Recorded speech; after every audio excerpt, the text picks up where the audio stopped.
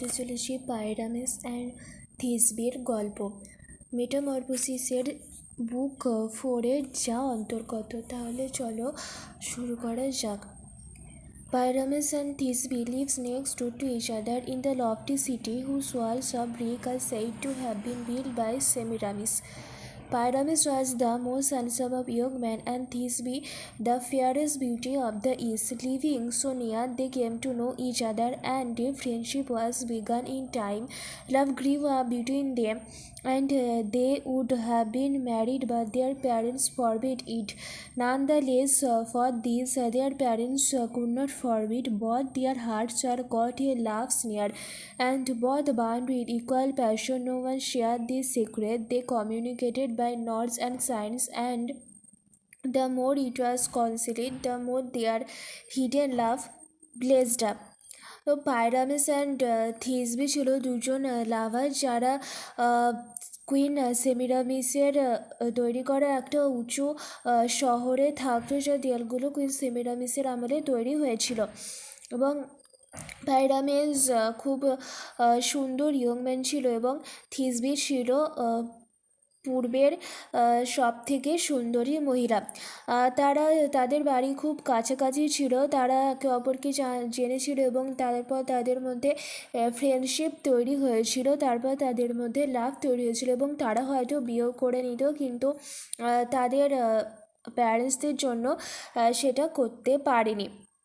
এবং দুজনের মধ্যে যে আবেগ সেটা কারোর ক্ষেত্রে কমও ছিল না, বেশিও ছিল না, সমান ছিল।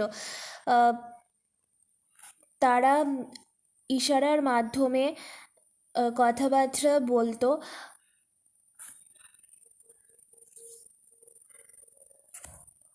There was a crack, a slender chink that had developed in the party wall between their two houses when it was being built.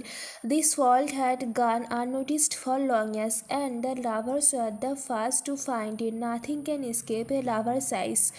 They used it as a channel for their voices, and by this means their endearments were safely conveyed to one another in the gentle soft whisper.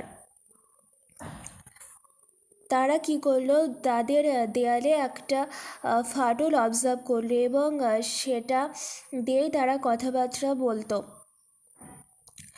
Often when Pyramus stood on this side, Thisbe on that, when in turn they felt each other's breath, they used to exclaim, "Jealous soul, why do you stand in the way of lovers?" Pyramus বলতো, সময় সময় থাকতে থাকতে বলতো এবং থিসবেও বলতো যে এই দেয়ালটা কেন তাদের মধ্যে দাঁড়িয়ে আছে, কেন এটা সরে যাচ্ছে না। How little it would be to ask that you should let us embrace, or if that is too much that you should at least open wide enough for us to exchange kisses. তো তারা বলতো যে এই দেয়ালটার ফাটলটা আরেকটু বড় হতে পারতো যাতে তারা একে অপরকে এমব্রেস অথবা কিস করতে পারে, কিন্তু সেটা তো নয়। Not that we are ungrateful, we admit that it is thanks to you that we have any way at all by which our words can reach our true loves ears. তারা আবার এটাও বলতে যে আমরা বলছি না যে আমরা অকৃতজ্ঞ, আমরা কিন্তু অকৃতজ্ঞ নই, আমরা স্বীকার করছি যে এই দেয়ালের ফাটলটা না থাকলে আমরা একে অপরের সঙ্গে কথা বলতে পারতাম না। So they talked in vain on their opposite side. তাই তারা তাদের যে মনোবাঞ্ছা সেটা পূরণ না করতে পেরেই কথা বলতো দেয়ালের দুই বিপরীত পাশ থেকে। At nightfall they said goodbye, and though they could not reach other with their kisses, they kissed their own side of the wall. এবং যারা তখন কথা শেষে রাত্রিতে যখন একে অপরকে বিদায় জানাতো, তখন তারা একে অপরের দিকে যে দেওয়াল ছিল তাকে কিস করতো যাতে তাদের একে অপরের কাছে সেটা পৌঁছায়। Next day, when Aurora had put out nice starry face and the sun rays had dried the frosty grass, they came to their usual meeting place. তো যখন পরের দিন ভোর হলো, তারা নিজেদের নির্দিষ্ট দেখা করার জায়গাতে এলো। At first softly sighing they lamented their sad lot. প্রথমে তারা দীর্ঘশ্বাস ফেলে তাদের দুঃখগুলো আলোচনা করতে থাকলো। Then they determined that at dead of night they would try to slip past the watchman and steal out of doors once outside their home. They would make their way out of the city too, and in case they should meet each other wandering aimlessly in the open country, they agreed to meet at Nina's tomb and to hide in the shade of its tree. তো তারা তারপর ঠিক করলো যে তারা রাতের অন্ধকারে সবার চোখ এড়িয়ে পালিয়ে যাবে, এবং যাতে তারা পথভ্রষ্ট হয়ে এদিক ওদিক ঘুরে না বেড়ায় তার জন্য একটা নির্দিষ্ট জায়গা ঠিক করলো। সেই নির্দিষ্ট জায়গাটি হলো নিনাস টম্ব, এবং তার সেখানে একটা গাছ ছিল। সেই গাছের ছায়ায় তারা একে অপরকে দেখা করার জন্য মনস্থির করলো, একে অপরের সাথে দেখা করার জন্য মনস্থির করলো। For a tree grew there, a tall mulberry hung thick with snowy fruits. It stood close by a cool spring. সেখানে নিনাস টম্বের কাছে ঝর্ণার ধারে একটা বড় মালবেরি গাছ ছিল, যার ফ্রুটগুলো একদম সাদা রঙের ছিল, একদম বরফের মতো সাদা। They were interrupted with their plan.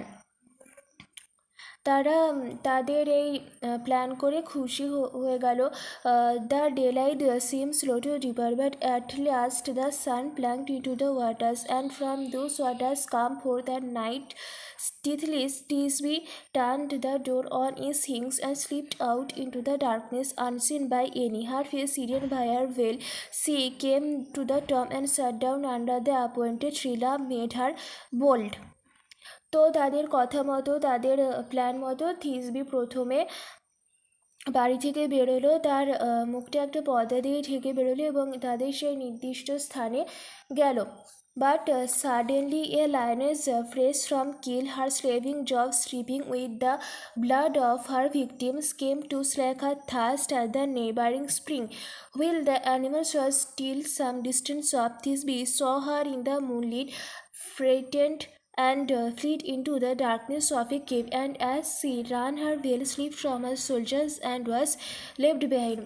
তো থিসবি এসে একটা লাইনাসকে অবজার্ভ করলো, একটা লাইনাসকে দেখলো যে কিনা সবই স্বীকার করে সেই ঝর্ণাতে জল খেতে এসেছিল। এবং থিসবি ভয়ে একটা গুহার ভেতরে ঢুকে গেল, অন্ধকার গুহার ভেতরে, এবং তার পর্দাটা, যে পর্দা দিয়ে সে মুখটা ঢেকেছিল, সেটা বাইরেই থেকে গেল। When the savage lioness had drunk her fill and was returning to the woods, she found the garment, though not the girl, and tore its fine fabric to shreds, stripping it with blackened jaws. যখন ওই লায়নেসটা, ওই সিংহীটা তার তৃষ্ণা নিবারণ করে ফিরে যাচ্ছিল, তখন সে ওই অন্য জাতীয় কিছু একটা দেখতে পেল এবং সেটাকে সে চিবোতে শুরু করলো। Pyramus come out of the city a little later. He saw the prints of the wild beasts clearly outlined in the deep dust, and the color drained from his face. Oh, still he found the veil all stained with blood. Then he cried out, "This night will bring about the death of two fond lovers, and of the two she deserved to live far more than I. This I who am to blame, poor girl. It was I who killed you. I told you to come by night to a place that was full of danger, and did not arrive fast myself. Come, all you lioness who live beneath this cliff, come and tear me limb from limb with your fire jaws, devour my guilty person." But it is a coward's trick. Only to pray for death, he picked up Thisbe's veil and carried it into the shade of the tree where they should have met. Weeping and kissing the garment he knew so well, he said, "Drink deep now of my blood too." And as he spoke, he took the sword which hung at his waist and thrust it into his side. Then, with a dying effort, pulled it out of warm wound. As he lay fallen back upon the ground, his blood spouted forth just as when a water pipe bursts if there is some flaw in the lid, and through the narrow hissing crack a long stream of water shoots out and beats on the earth. The fruits of the tree were sprinkled with his blood and changed to a dark purple hue. The roots soaked in his gore tinged the hanging berries with the same rich color. তো এরপর পায়রামাস সেই জায়গায় আসলো এবং সে থিসবিকে দেখতে পেল না, কিন্তু থিসবি সেই রক্তমাখা ওড়নাটা দেখতে পেল এবং সে ওই ওড়নাটির রক্ত দেখে ভাবলো যে তার প্রেমিকাকে সিংহ হতে খেয়ে ফেলেছে, মরে গেছে, এবং সে নিজেকে ব্লেম করতে লাগলো যে আমি তাকে আসতে বলেছিলাম বলেই সে মারা গেল, নয়তো তার এমন অবস্থা হতো না। তো সে ঠিক করলো যে তার জন্য যখন থিসবির মৃত্যু ঘটেছে তখন সে নিজেকেও শেষ করে ফেলবে, এবং তখন সে তার তলোয়ারটা বার করে নিজেকে মেরে ফেললো, এবং তার রক্তে যে মালবেরি গাছের ফলগুলো সাদা ফলগুলো একটা ডার্ক পার্পল কালার ধারণ করলো। Now, though Thisbe had not yet quite recovered from her fear, she came back for she was anxious not to disappoint her lover. কিন্তু প্যারামাসে জানতো না যে থিসবে সিংহটার ভয়ে একটা গুহায় লুকিয়েছে। তো থিসবে এখন প্যারামাস ওইদিকে মরে গেছে এবং থিসবে এখন ওই গুহা থেকে বেরিয়েছে যাতে পায়রামাসকে সে হতাশ না করে। তার জন্য খুব সে তার ভয় তখনও কাটেনি, কিন্তু সে তাও সাহস করে বাইরে বেরিয়েছে। She looked about for the youth with eager eyes and heart impatient to tell him of the peril she had escaped. But although she recognized the spot and the shape of the tree, yet the color of his food made her uncertain. She was unable to decide whether this was the place or not. As she stood in doubt, she saw the quivering limbs breathing on the blasted ground and started back. Her cheek grew paler than boxwood, and she trembled as the sea shivers when a soft breeze ripples its surface. After a moment's pause, she recognized her love wailing aloud. She beat her innocent arms, tore her hair, and embracing his beloved from bathed his wound with her tears, mingling the salt drops with his blood, and passionately kissing his cold cheeks. Pyramus, she cried, "What mischief has taken you from me?" তো থিসবি বাইরে বেরিয়ে এসেছে গোয়া থেকে, এবং তার ওই জায়গাটা খুব চেনা চেনা লাগছিল, কিন্তু ওই পায়রামাসের রক্তে মালবেরি গাছের ফলগুলো যে রং পরিবর্তন করছিল তার জন্য সে কিছুটা অনিশ্চিত ছিল। যাই হোক, তখন সে পায়রামাসকে খুঁজতে লাগলো এবং সে খুব শকড হয়ে গেল পায়রামাসকে দেখে, যে পায়রামাস আত্মহত্যা করেছে সেটা দেখে, এবং তখন সে খুব কান্নাকাটি শুরু করলো এবং তার চোখে জল ওই পায়রামাসের যে ক্ষতচিহ্ন সেটাতে পড়তে লাগলো। সে খুবই কাঁদছিল এবং সে বলছিল যে এটা কি করে হলো, কেন তোমাকে আমার থেকে কেড়ে নিল। Pyramus, speak to me. Is your own dear Thisbe who is calling you? Hear me and raise your drooping head at Thisbe's name. Pyramus opened his eyes, which were already heavy with distorpor. Then with one last look closed them forever. তো পায়রামাস থিসবির নাম শুনে, থিসবি খুব ডাকছিল যে পায়রামাস তাকাও তাকাও, তো পায়রামাস থিসবির নাম শুনে শেষবারের মতো চোখ খুলল, কিন্তু তখন সে মৃত্যুর একেবারে কাছাকাছি পৌঁছে গেছে। তো তাকে একবার শেষ দেখা দেখে পায়রামাস চিরকালের জন্য মৃত্যুবরণ করলো। Thisbe, when she recognized her veil and saw the ivory scrapped empty of his sword, exclaimed, "Alas, your own hand and your love have destroyed you. I too have a hand resolute for this one deed. My love, as great as yours, will give me strength to deal the wound." তো পায়রামাস মারা যাওয়ার পর থিসবি তার সেই পর্দাটা বা ওনাটা চিনতে পারলো, এবং সে খুব সহজে অনুমান করতে পারলো যে কী ঘটেছিল। তখন সে বলতে লাগলো যে তোমার নিজের হাত এবং তোমার এক্সট্রিম লাভ যেটা তোমাকে ধ্বংস করলো, এবং আমারও একটা হাত আছে যেটা দিয়ে আমিও এই সেম কাজটা করতে পারি, এবং আমি তোমার ভাগ্যের সঙ্গে তোমার সঙ্গী হতে পারি। Only death could have separated you from me, but not even death will part us. তো থিসবি বলল যে শুধুমাত্র মৃত্যুই আমাদেরকে সেপারেট করতে পারতো, আলাদা করতে পারতো, কিন্তু এখন সেটাও পারবে না। Most wretched Paris mine and his, I beg this one boon of us both, since our steadfast love and the hour of our death have united us, to not grudge that we be laid together in a single tomb. And you, a tree already sheltering one hapless body, soon to shelter to bear forever the marks of our deed, always a fruit of a dark and mournful hue, to make me remember the blood we too have shed.